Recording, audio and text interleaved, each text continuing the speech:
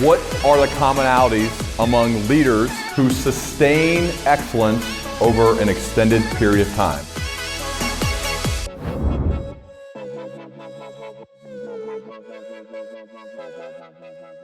James, dude, okay. I got to start. I remember having lunch at North Star Cafe with you in Columbus, Ohio.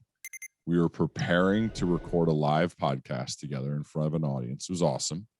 And at the time you said, the title of my new book that's going to come out in about a year or so is called Atomic Habits. What do you think? And I was like, okay. I mean, a title doesn't mean as much until you see the work. And I think back to that day, man, when we're having lunch, just having a good time. Your book's not out. You still, I think we're one of the most prolific writers on the planet, one of the ones I followed the most. But I don't know, not everybody realized that yet because the book wasn't out, although you did build a massive platform prior to the book coming out. So I'm just curious, man, what are you, when you think back to that moment and then fast forward to today in 2021, man, I mean, that is just a wild few years. Yeah, it has been a crazy few years. I don't know. I'm very fortunate that it played out the way that it has. And whenever I sit down to write, I try to provide the most value possible. And, I'm not necessarily worried about saying something that's new, but I'm very worried about saying something that's useful. Yeah. And I think that the only reason people would recommend a nonfiction book like Atomic Habits is because they find it really useful, because they are getting some value out of it. So the fact that it's spread and, a lot of people have read it at this point is hopefully a signal that, I was able to hit the mark and the book is helping people and it's useful to them. So that's probably the main thing I think about. Yeah. The other thing, just specific to that little memory or that day, is it's funny how unsure I was about title and subtitle, and because I did what I was doing with you that day. Like, I tested it on like everybody I ran into. I had a set of, I don't know, I brainstormed like 300 titles, and then I eventually settled on a set of maybe 10 or so, where I was like, it's probably some combination of these. And then there were maybe 3 or 4 that kind of bubbled up to the top. And that was one of them. And it was the one my publisher liked the most, but I wasn't totally sold on it. Titles are tough. They're just as much art as science, because it needs to do multiple jobs. Like, it sounds obvious, but the title needs to tell you what the book is actually about, which you'd be surprised how many books like try to get a little too clever with it and try to game it a little too much, and they don't actually set expectations well, and the reader doesn't know totally what they're getting. So that's like a very straightforward job. I think good titles have contrast. So like, if you think about a lot of bestsellers, they have some element of surprise, like Rich Dad, Poor Dad, or Life-Changing Magic of Tidying Up. It's like, I thought tidying up was a small thing. Now you're telling me it's life-changing. Or Susan Cain's book, Quiet. Quiet doesn't really tell you a whole lot as a title, but the subtitle of that book is so great, which is The Power of Introverts in a World That Can't Stop Talking. It's got this great contrast. I thought introverts were meek and mild-mannered, and you're telling me now they're powerful. And so titles have like multiple jobs to do, and it's always hard to know exactly if what you're picking like is checking all those boxes. I picked a random week, but I know this is most weeks, which is just awesome. But it was February 21st. You probably remember the 3 most read books on Amazon. Not any title, or I'm sorry, not any category, but just overall 3 most read books. Number 1 was Promised Land by President Barack Obama. Number 3 was Becoming by First Lady Michelle Obama, and number 2 was Atomic Habits by James Clear. What in the world's going through your mind when you are the sandwich between those 2 people? Yeah, I don't know, man. It's crazy. This book has just carried itself to these crazy heights. I mean, I think it's kind of out of my hands at this point. In the sense that it's mostly word of mouth and the readers and the audience that's driving it. I did everything that I could to well, the best marketing strategy you can have is writing an amazing book. And so took me 5 years to do that. So once the book was written, that was kind of a lot of the potential was already baked in. But there are a lot of great books that don't blow up. And so then you've got the whole marketing side of it. And, that took me, it was like a year of planning. I think technically it was 15 months. And then I started executing on it about 4 or 5 months before the book came out, interviews and prep and bonus material and all this other stuff. And then, over the first 6 months the book was out, I did over 200 interviews. And in addition to all the stuff I was doing with my own audience and platform and everything. So I kind of view the launch as it's like launching a space shuttle, like if you can get to exit velocity, then it stays in orbit on its own. But if you only give it a little bit of a nudge, then, it falls back down on the landing pad. So I think, I kind of did my part and tried to do the best I could. And now the readers have kind of taken it and run with it. It's awesome. So for today, since you've been on a few times, we've talked a lot about these ideas. I'd love for this to be more conversational, where I'm going to surface ideas based on excerpts of things you've written, whether that's in a book or in your book, in articles you've written, which again, prolific, you've written for years, hundreds of them, or even tweets, which you've become excellent on that platform. I learn a ton from how concise you're able to pack in a lot. It's like anybody try to do that, it's really hard to provide and add value, which I know is your primary driver of what you're motivated by, is to add value in a few number of words. So that's what we're trying to do. So if you're cool with it, I'm going to surface them and then we'll just riff on it. Is that cool? Yeah, let's do it. I think it'd be fun. So, okay. I want to talk about fear. Okay. I think fear is normal. I think a lot of us have it. And this is something you've said. Working on a problem reduces the fear of it. It's hard to fear a problem when you are making progress on it, even if progress is imperfect and slow. Action relieves anxiety. We often avoid taking action because we think, quote, I need to learn more. But the best way to learn is often taking action. What do you think? Yeah, I kind of bucket that statement like into two categories. So the first part about feeling anxious or worried or fearful or stressed about, a particular area of your life, I find for myself, I can get locked in that mindset usually when I'm overthinking about it and underacting on it. So a good example actually is working on a book. So I'm working on my second book right now. I had this period, a couple months ago where I don't know, it's a huge project. It takes multiple years. You look at the manuscript, it's totally a mess. You know that you have this additional pressure of the publisher expecting something from you. So anytime I get an email from them or from my agent, I feel like I'm letting them down, or, I don't want to open it because I'm worried that they're going to be like, hey, knock, knock, like, where's the manuscript at? And, the hilarious thing is they're not like that at all, right? Like they're very patient and very understanding. But I always have that worry. And what I find is that I feel those feelings much more on weeks when I'm not working on the book than weeks when I am. If I'm in the manuscript and I'm working on it, you're making progress, you're moving forward. And one of the most motivating feelings to the human mind is a feeling of progress. If you're making some progress, even if it's slow, you can feel good about what you did that day. And you also, I think I've done enough big projects now that I've come to realize this, even though it's still hard to do. What I know is that when I'm doing the work, there's an eventuality to it. There's kind of an inevitability to it. You're like, this book is going to get written. I just need to keep showing up and doing this each day. Same thing kind of happens in the gym, like I had elbow surgery last year.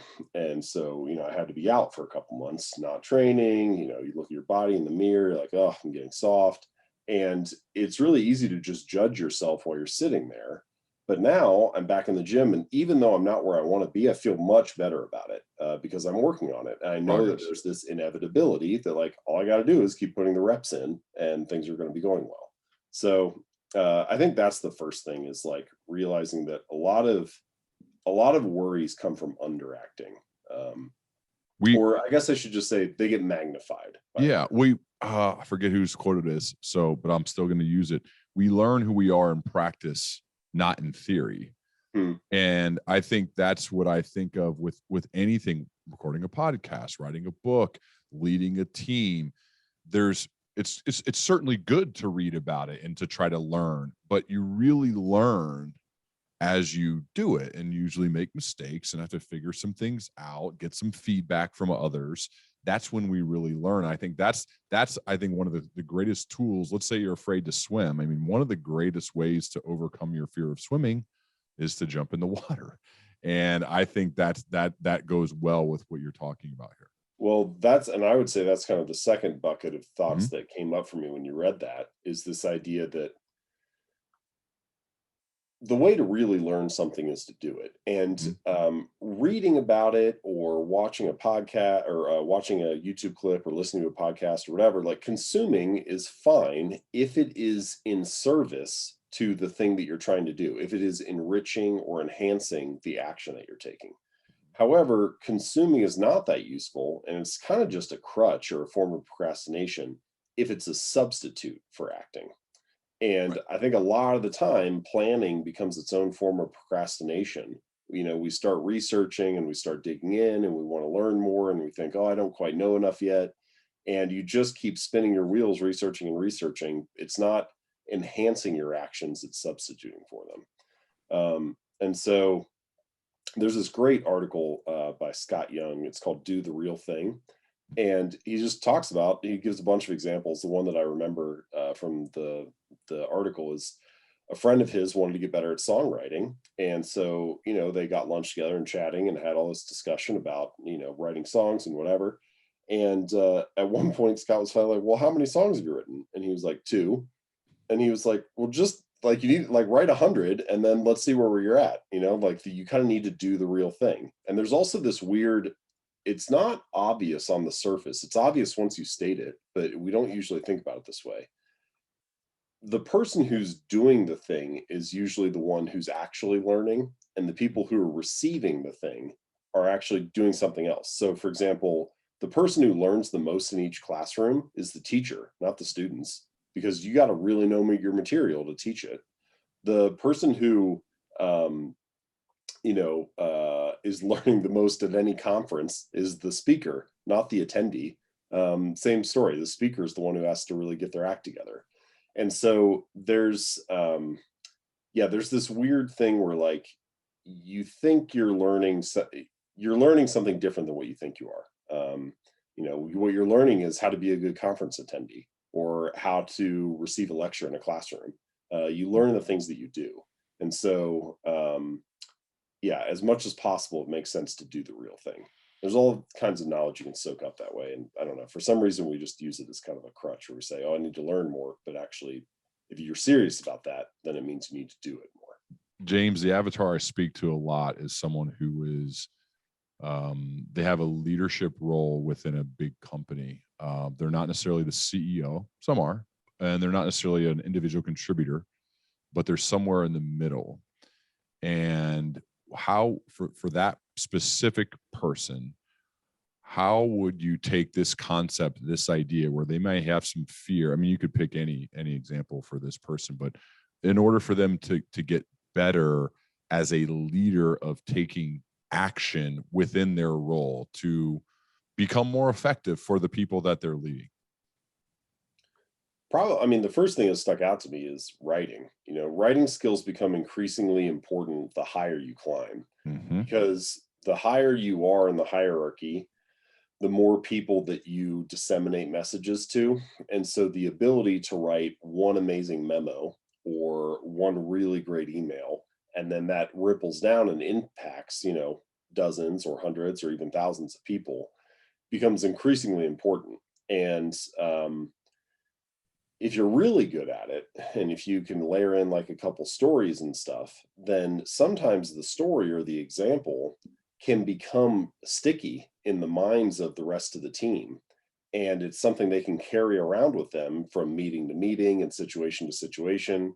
And it becomes a way that it's like a heuristic they can use to make better decisions. one of the examples I think of is there's a great book, a business book. It's called The Outsiders. It's not the one you read in high school. It's a business book. And there's a CEO that's covered in there who took over a small cable company early in his career. It's like, I don't know, he's probably early 30s or something when he takes over this little station. I think it was in Buffalo, New York. And when he goes in on his first day, they tell him, hey, we're due to paint the building. The paint's chipping away and stuff. Like, we need to kind of refresh that. That's like one thing that we have on our list. And he tells them, paint the side that faces the street. Don't paint the other walls. And over the next like 30 years, he ends up climbing through the ranks, becomes, the CEO of this national conglomerate. And the whole way, that little story followed him because cost cutting was one of his big initiatives. And every time you're sitting in a meeting about budgeting and so on, it's like, how much do we care about cutting costs? So much that we'll only paint the side of the building that faces the street. And so if you can have little sticky stories or almost like myths like that can spread around the culture, then you really can magnify your impact as a leader. And I think a lot of that comes down to understanding how to write well, because you're just kind of sharing that message with the rest of the group. Next one, James. Lack of confidence kills more dreams than lack of ability. Talent matters, especially at elite levels, but people talk themselves out of giving their best effort long before talent becomes the limiting factor. You're capable of more than you know. Don't be your own bottleneck. The first time I started thinking about this, this statement, on the surface, it feels very traditional self-helpy, like don't doubt your own greatness, don't hold yourself back, that kind of thing. But actually, my entry point to this line of thinking was through a very scientific discussion about genetics and people talking about like, oh, if it's all about genes, then, isn't it already fixed? Like, why try, basically? And what I realized is, people get so wrapped up in these discussions of like where their limits are or whether they have limits, like, oh, you'll never be LeBron James. You'll never be, 6'8", like you are the height that you are. You'll never be able to run that fast or whatever. And look, certainly we all have boundaries to our limits, physically, intellectually, whatever. But people get so caught up in defining what those are or trying to have this discussion about like, is your boundary at the same level of somebody else's, that they never even get close to pushing on what that boundary is for them. I kind of think about it. I heard this example somewhere. I can't remember where. Sort of like your genes are like imagine the boundary of a soccer field or a basketball court or something. And you can't go out of bounds. So there is some limit. But there's basically an infinite number of paths that you can take on the court. And so it doesn't really say a whole lot about what you're limited and what you're able to do because you have so much flexibility within whatever the boundary is that you have. And so I feel like almost always people set their own boundaries long before physical or biological needs actually set them. They decide, they cut their dreams down long before the bottleneck becomes, oh, actually, I physically couldn't do it, or mentally, I just wasn't smart enough to do it. What I found for myself is almost all the excuses I made early on, don't have enough time, don't have enough money, don't have the right connections, don't have the right education. Almost all of those were excuses for what the real bottleneck was, which is I just didn't have enough courage. And if I almost always there was a step I could have taken, even if it was something small, if I had the guts to take it. And so it's almost never that your physical limits are actually the thing that is holding you back. It's the courage or the willingness to keep trying. What did you not have enough courage to do, for example? Like, well, I wish I would have started my business 2 years before I did. Looking back, I am very glad I did it then, but I could have done it even earlier. And so why didn't you do it? I kept telling myself all the things that you just said like 3 or 4 minutes ago about how I needed to learn more and it wasn't the right time. I literally went and got an MBA because I thought I need to learn more about business instead of just starting my company. And so I spent the next 2 years studying it because I thought I needed to learn more. And it's like, well, what did I actually get good at there? I didn't actually get good at the real thing at starting a business. I got good at being a student and learning how to read textbooks, and, like all the things that I was actually practicing. And Do you so, think that helped though? I mean, the only thing that it helped me with was not the knowledge part. It helped me with having time to figure out what kind of business I wanted to start. okay. I sort of knew that I wanted to be an entrepreneur, but I didn't have anybody in my family who was one, or any close friends really. And so I didn't know really what that meant. And so I needed a little bit of time to kind of figure out what that was going to be and what kind of business I wanted to start. And I still didn't really know. That's the great irony of it, and why I say I kind of would like to have started a couple years earlier. It still took me 2 years of after graduating of trying businesses before I figured out I wanted to do what is now jamesclear.com. Like, I did a bunch of other stuff beforehand where I was trying to build iPhone apps or start these other websites that, are unrelated to what I do now. And so I kind of needed to stumble around for 2 years before I found my footing. So that process took 4 years instead of 2. So the next one I'm going to say, I think flows with this. One of the things that I use you as an example so much when someone reaches out and say they want to start a podcast, or they want to write a book, or they want to like get a lot of speaking gigs. I use you an example because you're known as someone who shipped twice a week for years, without a doubt. And you can tell that part of the story, but I'll share the short quote, and then you can talk more about your shipping process earlier in your career, which I think is the reason that your book has done what it's done, on top of being an excellent book. So it is, what looks like talent is often careful preparation. What looks like skill is often persistent revision. Can you share what that means for you and your career, and how that can apply to somebody else too, and your dedication to shipping? When I mean shipping, I mean publishing twice a week for years on jamesclear.com. Yeah, so I publish a new article every Monday and Thursday for the first 3 years. And I think that 3 years was, yeah, I think I missed once. But the day that I missed, I had food poisoning. And so I put up on the website, the article is coming. I just wrote that and then published it. And I just felt like I had to press publish to get something out. Like, no readers cared, right? But I knew that I had the streak. And so I felt like mentally I just needed to press publish on something, just so that, I was doing that. But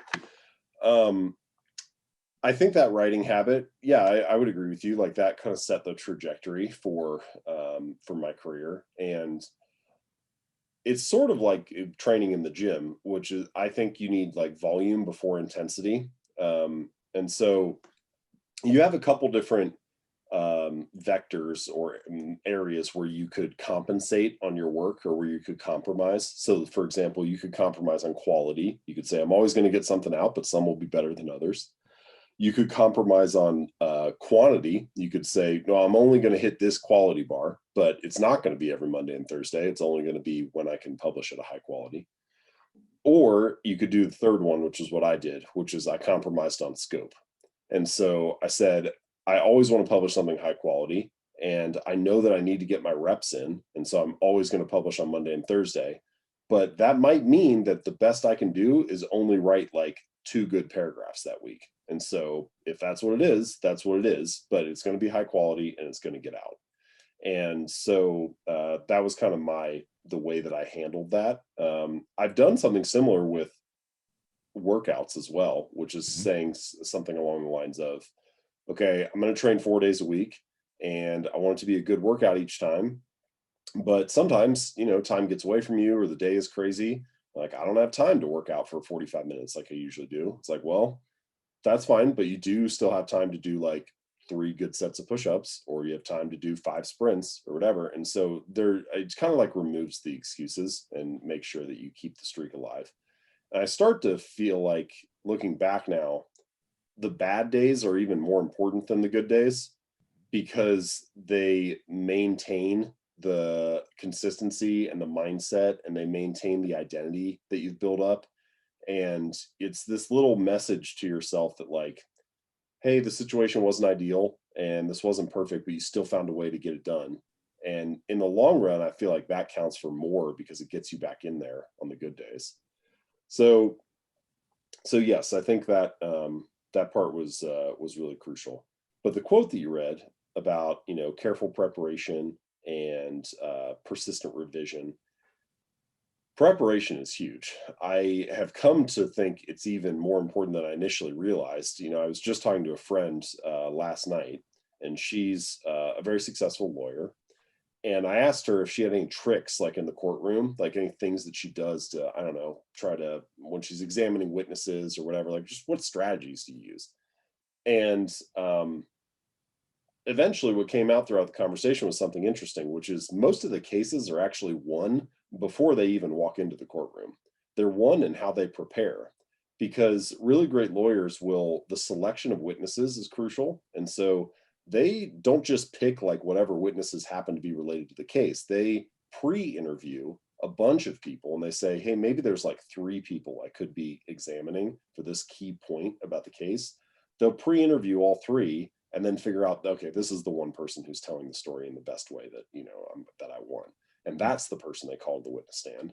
And then before that happens, they walk through the whole thing and they basically organize their entire argument so that it can be a series of yes, no questions that inevitably walks them, what she said was, from A to X. And if I want you to get to X, I ask you A and B and C and D, and all of those are yeses all along the way until we get down to where we're, basically like once we get to R and S and T, it's almost inevitable at that point because you've already given up so much that you have to keep going. And anyway, the point of all this is that that's all preparation. That's not, like none of that is happening. It's not like any magical, some amazing orator in the courtroom. It's not somebody who has like this incredible tactical FBI negotiation skill. It's just the fact that you cared enough to find the right person and to organize the argument in the right way. And there's so many things in life that are like that, that if you're willing to prepare almost to an unreasonable degree, to the point where it's far beyond what the competition or what most people would do, then you realize that the outcomes will be very different. To give another example on this, so I'm trying to think about how much of this I should talk about. So I'll just keep it general, but the point is, a variety of different firms have reached out about making some kind of film or television version of Atomic Habits. And this actually has been happening for a year or two. So, like different people have different levels of interest or whatever. And I'll go into some of these meetings and ask something like, okay, this is the idea that you're exploring, or that we, think could be what this might look like in a film version or in a TV version. What is it that causes similar shows to not succeed? Why would a similar show or a person who's in a similar situation, or, we have like similar sized audience, what are those common reasons why shows like that fail? And it's amazing how often the response back will be, oh, that's a good question. I've never been asked that before. Or I'm not sure. I haven't been asked that. I need to think about that more. And, I don't consider this to be a very brilliant question, but it always surprises me. I'm like, nobody's asked it before. Like, it's kind of wild to me. Like, this is your job, like you're making shows all day long and nobody's asking what causes some of these to succeed and what causes them to fail.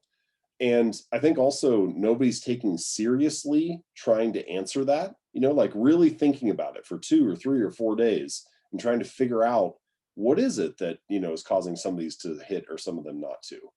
And the only conclusion that I can have about stuff like that is people aren't actually that serious about succeeding. They're not actually that serious about preparing, because if you were, you would have a bunch of questions like that you would carefully prepare answers to and think about.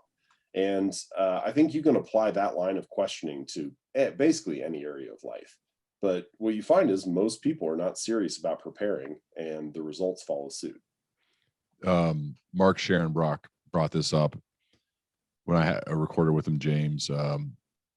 It's more important to be interested than interesting. And the people that I love spending time with ask the best questions, and not even necessarily the best questions. They just ask questions. Yeah.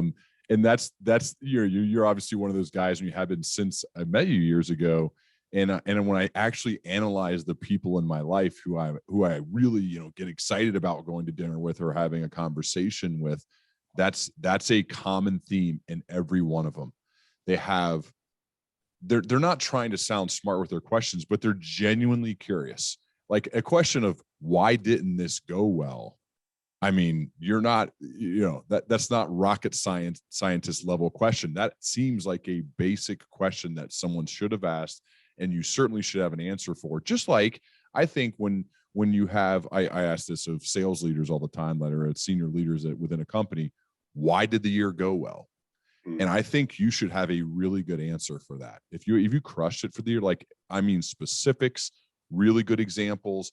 And if you don't, I'm concerned that you can't repeat it. And I think we should know why, and we should do the work to know why things have gone well or things haven't. And a lot of it, though, does come down to the act of, it's hard, of being prepared, of preparing for the big moments. Some of this, it's not going to be possible to fully predict why things succeed or fail. So Sure. you have to understand that too. Like there's no, I ask these questions, but I realize, like we're never going to fully know. Sometimes it is just luck. Sometimes it's, random or complicated and we don't have a good explanation for it. Sure. But it's kind of like, having a plan almost always serves you, even though things almost never go to plan. Right. And this is the same kind of thing where, having a theory on why some things succeed and trying to find the patterns between the successful ones and finding the common failures of the things that don't hit serves you, even if the reasons are not always perfect. I think about this. So Maggie Rogers, the musician, she had this post she put up on her Instagram that was a list of notes that she had on one of the songs that she was working on.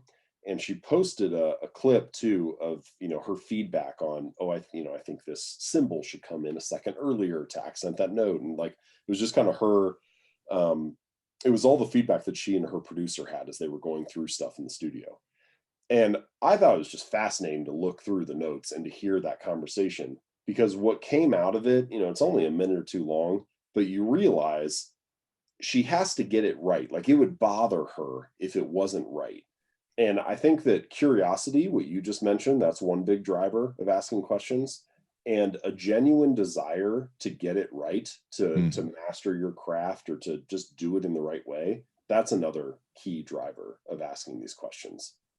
People who actually care about doing it well, they have a bunch of questions about how to do that and why it might happen or why it might not. And people who are just kind of half in, doing things halfway in that sense is actually quite risky, because going halfway, you actually don't even learn anything about the attempt, because you need to give like a genuine full effort and then possibly still fail. But if you gave your best effort, you can actually infer a lot from that. If you only give a half-assed effort, then you can't really learn a whole lot about it. That makes me think, going off script for a second, that makes me think that Maggie Rogers cares about A+ work. You've talked a lot about A+ work. What can you define what A+ work is and why it's a worthy endeavor, not only for you, but for others to think about this? So I don't think you always need to do A+ work. I think in many areas of life, and probably, for any individual, I think most stuff, doing it at a B level or whatever you consider to be good enough is probably fine. Very few things really matter. And so, I don't think you need that level in most stuff. And then also, in certain industries or some areas, good enough is probably fine. But specifically for creators like myself, or like you said, Maggie Rogers or something like that. So writers, musicians, anybody making YouTube videos or podcasts, whatever, somebody who's creating something, digital creators, putting the work out online. Doing A+ work is really crucial, because the difference between A- work and A+ work is not like a little bit. It's the difference of being at the 90th percentile versus being at the 99th percentile of, say, being an author, is not 9% more book sales. It's probably not even 9x more book sales. It might be like 100x or 1000x. These are very exponential curves that these industries operate on. And so whenever you're dealing with some kind of power law, the majority of the outcomes accrue to the top 1%. And then even within that sliver, the top 1% of the 1%. And so the difference is enormous if you're willing to take the time to really do it right. And I think if you're dealing with a situation like that, where you see that kind of pattern emerge, then yeah, you should probably take the time to do the A plus work. The other time that maybe you want to do it, even if it's just a normal distribution, if it's not this kind of exponential outcome, is just if that particular area is so meaningful to you. So marriage maybe is a good example. Like, yeah, it's probably worth it to put in the effort to be an A plus spouse, just because that's the person you're going to spend the bulk of your time with. And I guess we could probably make an argument that love could be exponential in that sense. So maybe it does operate on some kind of curve like that. But you can see how meaningful that's going to be to your life. So whether we can measure the outcomes or not doesn't really matter there. It's probably worth it to do the work at that level. Do you think, but though, most areas of life probably don't require that, but the Yeah. few that do, it's worth taking the time. could this be limiting for people, though? Because for example, they read Atomic Habits or any of your articles and they say, that's A plus work and I can't do it. I can't perform at that level. Writer's envy, podcast, whatever. That is beyond the scope of not only what I'm currently capable of, but I just don't see it. I mean, I read stuff and think this sometimes. And I'm sure you have before, even though now you've produced A plus work and it's proven, but could this be limiting? Because at the beginning, we're talking about, hey, you got to get repetitions. You got to do it. You learn through actually doing it. But at the same time, you're like, yeah, but it's got to be A plus. It's got to be A plus work. Mhm. Well, so what do you think about that juxtaposition between those two? No, it's a great tension because I think we all, anybody who creates something deals with that. Mm-hmm. So first, it comes back to what we were just talking about like 5 or 10 minutes ago, being your own bottleneck. So anytime that voice comes up in your own head, the truth is we don't actually know what the answer is on whether you can produce A plus work or not. Maybe you can, maybe you can't. You might be right, but all we can say for certain is that you will definitely be right if you never attempt it. Yes. And so once again, people are often their own bottleneck without realizing it. Mm-hmm. The second thing though is I came across this idea. I think it's called experience sampling, but I sort of think about it like a recipe. So for example, I really love Indian food.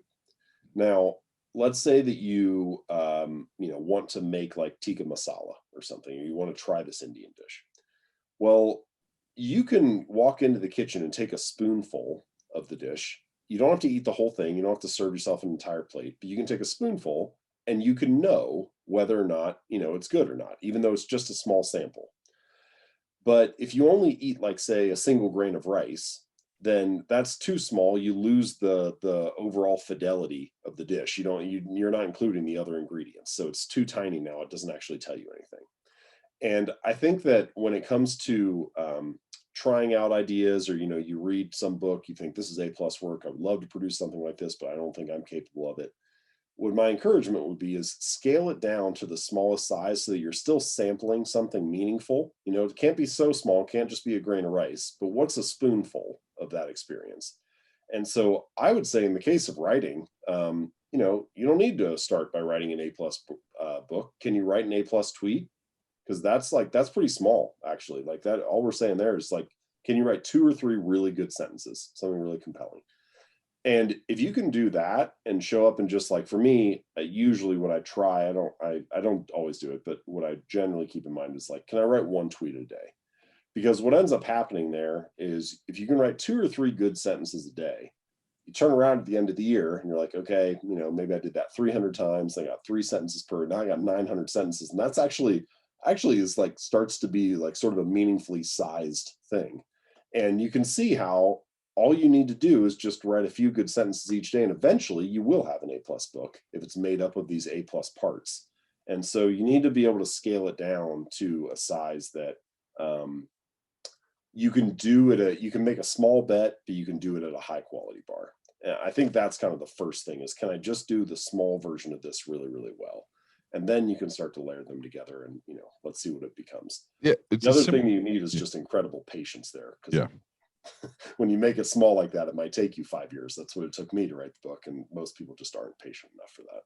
That a really underrated quality, as long as you're willing to continue to do the work. I remember you mentioned on a previous time we talked, the friction is lacing up the shoes. Once you begin running, you're already running, and then you just keep running. And I think that's the same whether it's with any amount of work. Usually the friction is getting started and getting past those self-limiting beliefs. Another one here I want to go. A Chilean saying, criticizing a musician is easy, but it's more difficult when you have a guitar in your hand. Another one that I'll add on that I think is very similar is he who jumps into the void owes no explanation to those who stand and watch, which is from a French-Swiss filmmaker named Jean-Luc Godard. Can you share more about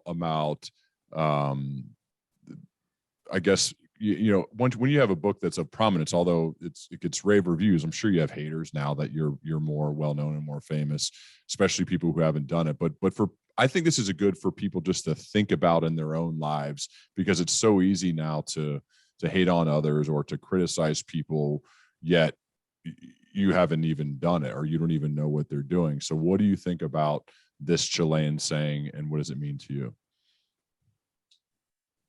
I feel like this problem has gotten worse recently. Yeah. I don't even just mean for me personally. I'm very, well, first of all, I don't know very much about most things. So whenever I get feedback, I'm like, yeah, it's probably right. Like I probably got a lot of things wrong.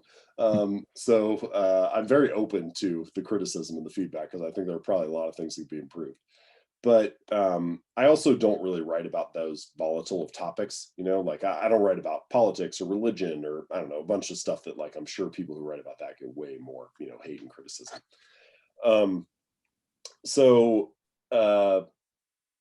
But I do generally feel like I don't know, I guess it's just a proliferation of social media, proliferation of individual platforms. Like it feels like everybody comments on everything now, Mm-hmm. and or that you're almost expected to have an opinion on everything now, which Mm-hmm. that's a whole separate thing. I don't know that that's healthy.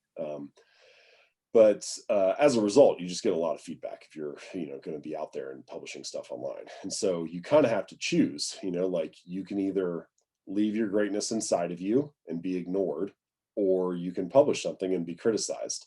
And it's up to you. Do you want to be ignored, or do you want to be criticized? But you sort of have to know that that's part of the game if you're going to be out there and sharing your work. I generally, though, find that it's fairly easy to weed out, like, say, the bottom 20% of criticism, because you can tell pretty quickly if people are just, I don't know, being a troll, or if they're not really, they just don't have any intention of, they're not actually trying to make your work better. They're just having a bad day or whatever, and for whatever reason, I'm like kind of able to shuffle that to the side and not worry about it too much. The ones that really get me are the thoughtful critiques. And I'm like, oh, I hate getting it wrong. And that's a really good point.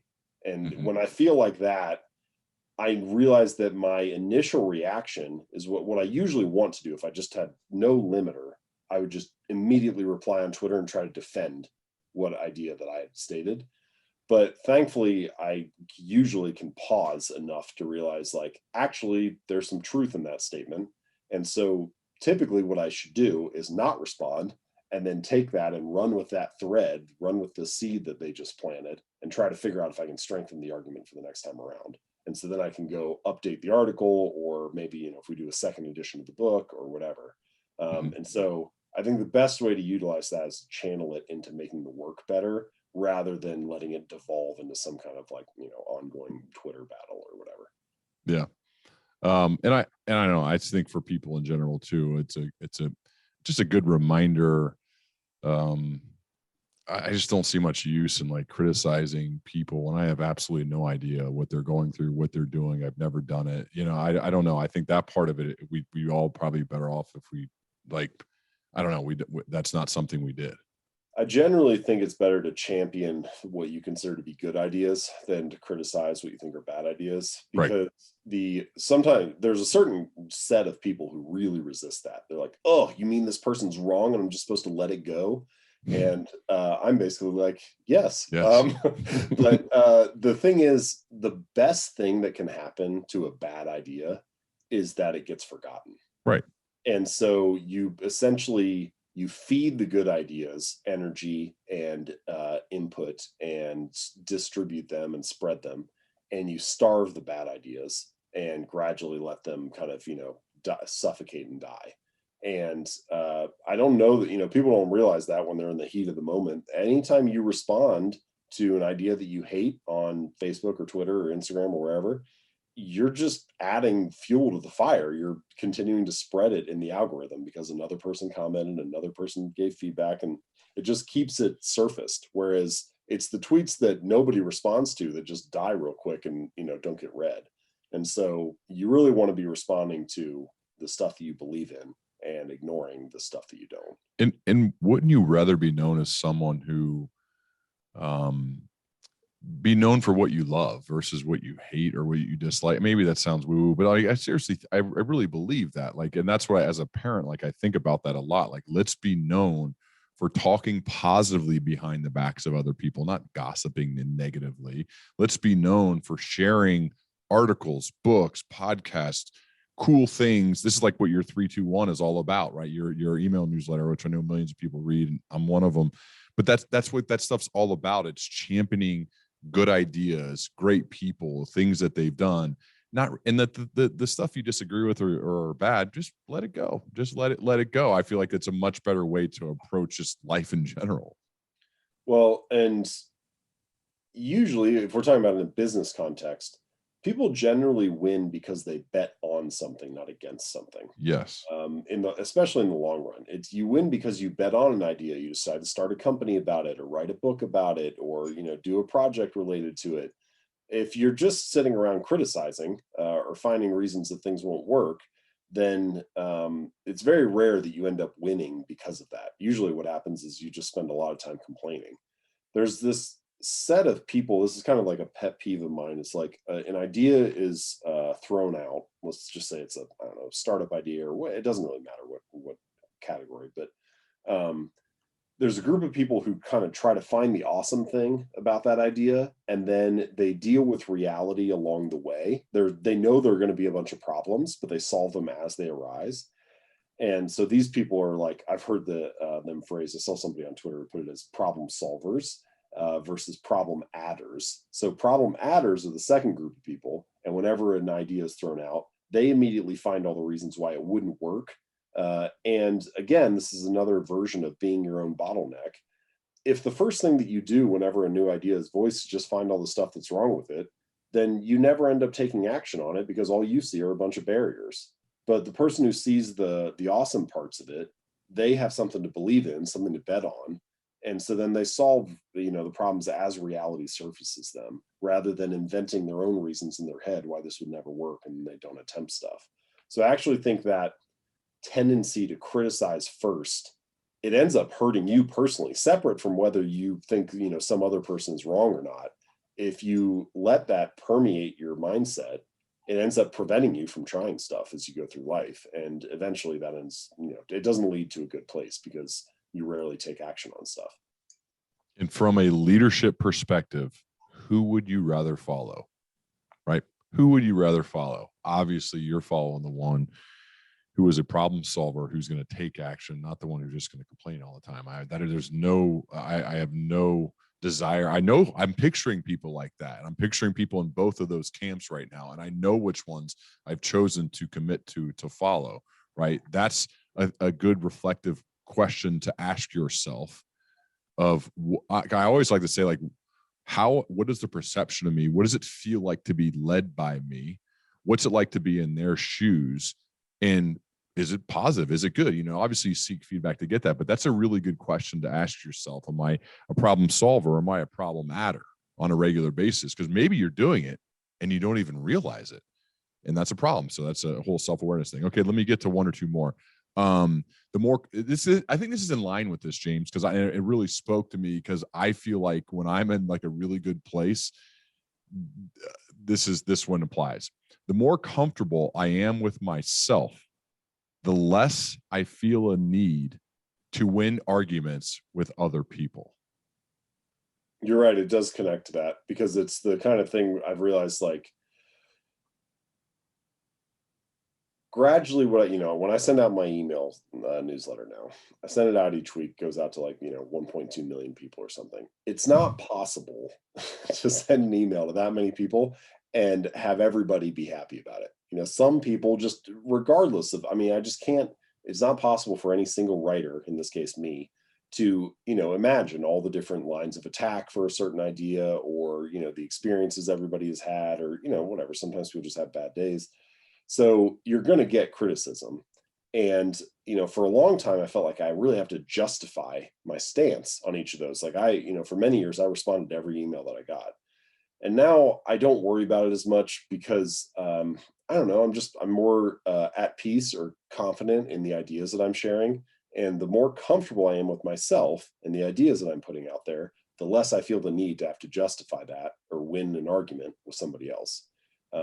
And, of course, that general idea, general comfort level with who you are ripples into many other choices and decisions and stuff in life. This is the whole kind of thing. I think early on you go through life, teenager, college years, whatever, peer pressure is kind of a bigger thing, partially because people don't know who they are as much. Mm-hmm. And so you're, as you get it later into your 20s and into your 30s and so on, I don't know, you just kind of know who you are. You're more confident and at peace with yourself and what you want. And so it's a lot easier to turn down a drink or be like, I'm not going to go to the party tonight or whatever. And you don't feel like you need to justify it somehow. It's just like, I know who I am and I know what I want to do. And that quality can come through in writing and sharing ideas. And I don't know if that's just an age thing though, James. I think it's definitely true earlier in your life, but I don't know if people in the age ranges you mentioned have outgrown that just based on their experiences, because you see some of the, I don't know, the status desiring types, and I immediately think, I'm trying not to be judgmental, but I'm thinking they're probably not fully comfortable yet. And you're one of those guys who is, I've sensed, has complete comfort in who you are. You know yourself well because you've done so much reflective work of getting your ideas down on the page, and then you've published it and had the guts to share publicly, and then support and talk about those ideas with people.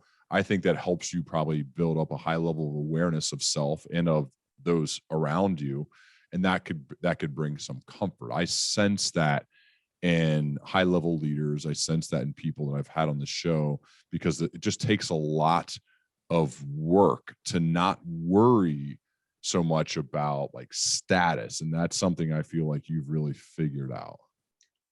Yeah, I don't know. I don't know that I figured it out. I think it's something, status is a very... Can I interject real quick? Sure. Yeah. So like, for example, on social media, like this is a hypothesis. I think you purposely are trying not to be famous. The pictures you use on your profile, you can't even see your face.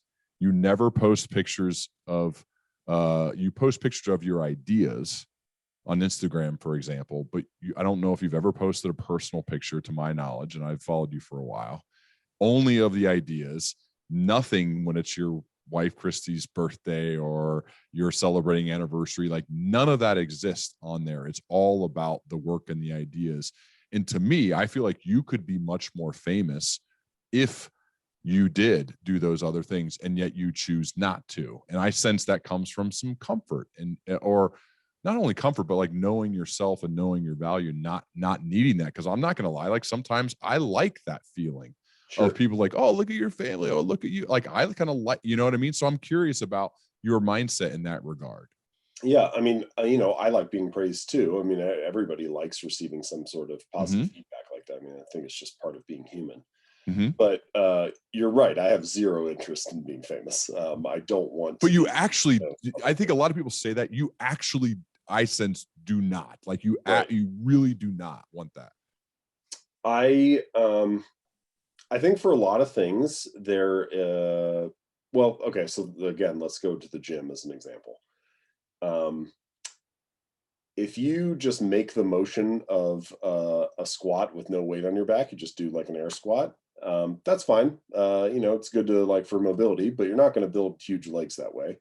But once you start to put a bar on your back and add some weight to the bar, yeah, actually you can get quite strong and build, solid muscles that way.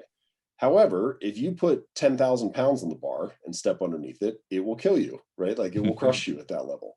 And so there's this sweet spot in the curve that some of it stimulates growth and is really positive, but too little doesn't really do much and doesn't help you, and too much actually can hurt you. And I think that fame and money are both like that. Mhm. A little bit of notoriety, being known in your field, being known for producing great work. What I consider to be my kind of objective at this point is I want to be known by name, not by face. So think about brands like Calvin Klein or Kate Spade or something like that. You know, certainly there might be some people who are really into fashion or whatever that they would be able to spot Calvin Klein or know what, that person looks like. But for the average person, it's just a brand. They can't put a face to the name.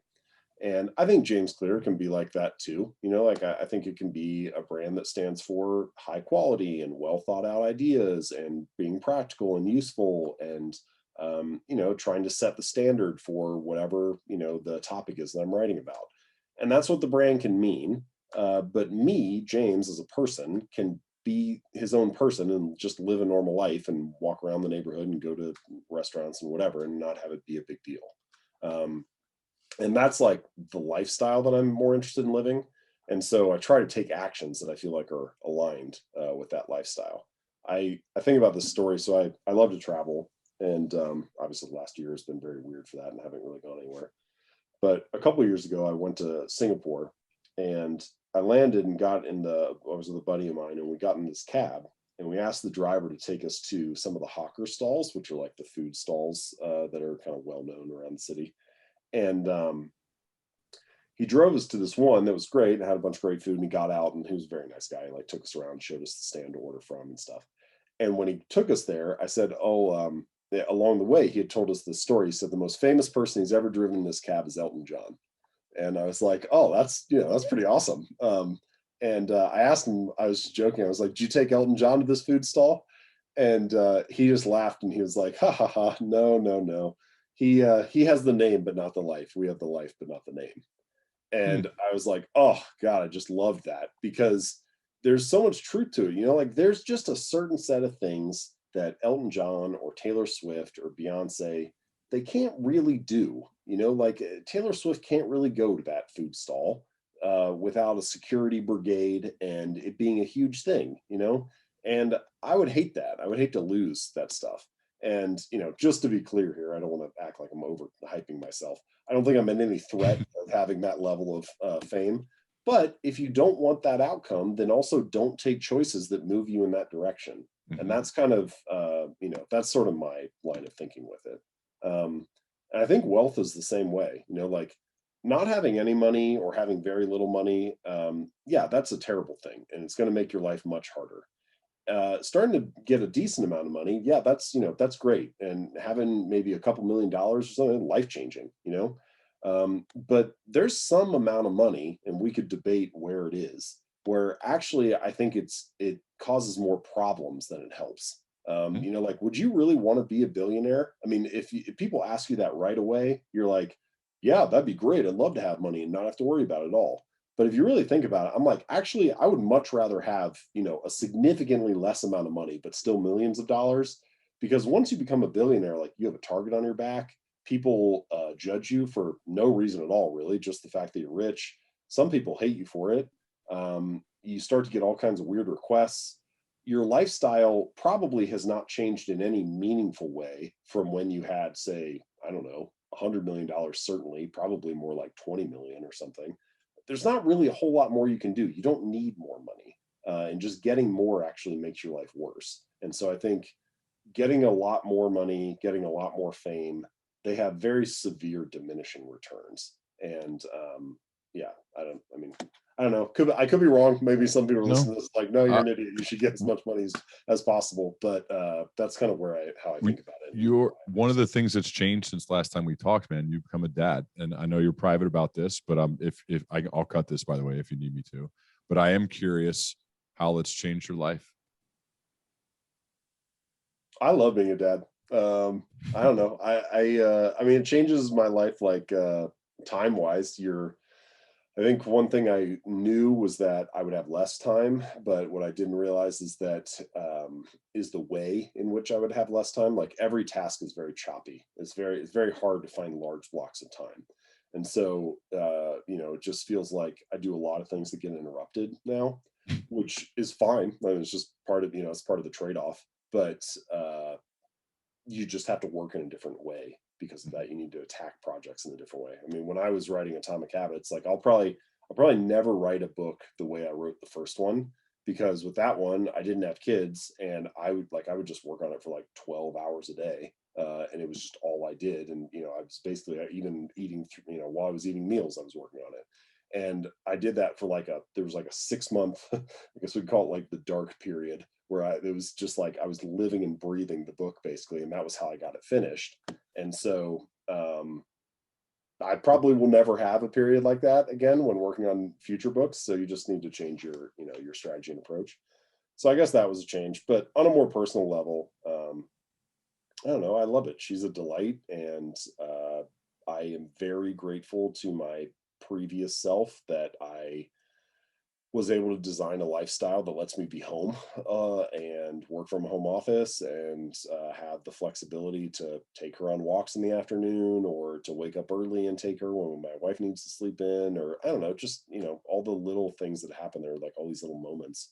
And I'm glad that I get to be here and experience those because of the lifestyle and the job that I've been able to design. Love it, man. One more. There's somebody who there's a lot of James Clear fans. There's somebody who just graduated college and they don't know what they want to do, but they do want to leave a dent, right? They want to impact people in a positive way and help others. They want to feel fulfilled. What are some general pieces of life/career advice you'd give to that person?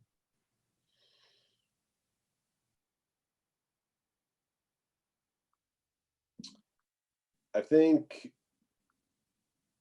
questions are better than advice, because advice is actually very brittle in the sense that it applies to a narrow situation. Usually advice is just people talking you through their past experiences and then hoping that it'll apply to you too. Mm-hmm. But questions are really flexible, because you can carry a good question around with you and it will adjust to the situation naturally. Different answers will come up based on what you're facing. So one of the questions that I like is, what am I optimizing for? And that's a question that I think you need to carry with you your whole life, because you'll optimize for different things at different times. When I was in my 20s, I was optimizing for freedom and for trying to get the business established. And so I wanted to travel and I wanted to have my own business. And, that's what I was trying to make a bunch of decisions around. Then, like now, of course, I have a family. And so you're optimizing for different stuff, lifestyle stuff with that. And I'm sure it'll change in another 10 years. And so, so that question I think is really important. And you can ask it on big and on small levels. You can ask it on the real big level, like, what do I want my life to be? But you can also ask it like, for this individual project, like for my next book, what am I optimizing for? And trying to figure out, what the answer is to that. So that's one, I think, really good question I would encourage someone young to carry around. The second question that I really like is, can my current habits carry me to my desired future? Because a lot of the time people think they know what they're optimizing for. They think they know what goal they have or what outcome they want, but they don't realize that they're not on a path that can lead to that outcome. Like you need to be, some results are inaccessible from certain trajectories. And so if your trajectory is not going to carry you to that desired outcome, then something needs to change. Your choices need to change, your habits need to change, something needs to shift. So can my current habits carry me to my desired future? I feel like is another one that I like a lot. It's kind of in a similar vein to those two. A question that I'll occasionally come back to or ask myself is like, what am I really trying to achieve here? And I did a version of that for a couple of weeks where I would open up my notebook each day, and at the top of the page, I would just write, what do I really want? And it's funny how useful it is to ask yourself that question repeatedly. Like you would think that you just answered one or two times and then you have the answer. But what I found was that over the course of a few weeks, my answer changed quite a bit, actually, because the first stuff that you write down it's just top of mind. It's just like your first thought. And then as you start to dig a little bit deeper, you realize, actually, that's not the thing I want. That's like an intermediate step. And I could just skip it entirely and go to the thing I actually want. Or, actually, I say that I want that, but I think I'm just kind of imitating what I've seen other people do. It's falling into this like status trap that you were mentioning earlier. Yep. And I don't know that that's actually me, that that's actually what I really want. So I like questions like that kind of force you to become a little more self-aware, to unearth your true preferences, and to be honest, sometimes ruthlessly so, about whether the life you're living actually is going to take you to the destination that you say that you want. Now, you got to be clear about what you want, but you also have to be honest about what you're actually doing and whether you're moving that direction or not. So I would say that's like the classic questions I would encourage people to have in mind. And then probably the one additional thing that I would layer onto that is just like the general idea of go fast. The phrase that I like to keep in mind, because I don't think you should rush, but it's basically don't rush, but don't wait. So often people wait to do stuff. And it's like, if you can develop this bias for action, you're not rushing, you're not doing it thoughtlessly. You're thinking carefully about what the next step is, and you're trying to do each step to the best of your ability. But go fast, assuming you can maintain that quality bar. It's almost always better. Like, life is short, it's better to do it today than tomorrow. It's better to do it this year than next year. And when I was talking about that period I had where I was writing Atomic Habits for 12 hours a day for 6 months straight, basically, that was a really hard period for me, but I was trying to go fast. And man, I think it was a lot better that the book got out in 2018 than say 2020, because I took my time and, needed an extra 2 years. Like, I'm glad that I went fast. I got 2 years of my life back that I could spend on other stuff. And so I generally think having a bias towards action will serve you really well in life. I've found, James, of 400 plus of these, two of the things that seem to come up with people who are sustaining excellence over an extended period of time: they're thoughtful and intentional. And so they're reflective. They think it through, right? You talk about the questions you pose, the journal questions, to actually spend time in thought. But then once it's time to go, they act with intention. They get after it. There's a purpose behind it, and they go. That bias for action is a big part of it. Hey, man, this is awesome. Thank you so much. I went over a little bit. I really appreciate you doing this. And now that some things have cleared up, we're another step closer, hopefully another cool dinner together in Columbus. So thanks so much for being here, man. Can you talk a little bit more about the 3-2-1? Because that's a big thing for me that I read every week. It's the best newsletter I read every week. I know a lot of people tell you that. It's just because it's true. So maybe you can share the what that's all about and why people should read it. Yeah, thanks, man. Appreciate the opportunity. Great to talk to you. If you do want more or enjoy the conversation, 3-2-1 is probably the best place to start. It's a simple idea. I send one newsletter every Thursday, and it has 3 ideas from me, 2 quotes from other people, and 1 question to think about and ponder on for the week. And so I call it 3-2-1. Over 1 million people get it every week. And I genuinely think you'll find it useful and find it valuable if you subscribe. So you can just go to jamesclear.com and click on newsletter and sign up there. All right, man. I highly recommend you do it. It's quick and absolutely useful, and you'll be able to take some action from it. So thanks again, as always, for doing this. And we'll certainly be continuing our dialogue as we both progress, man. Awesome. Thanks, Ryan. Thanks, dude.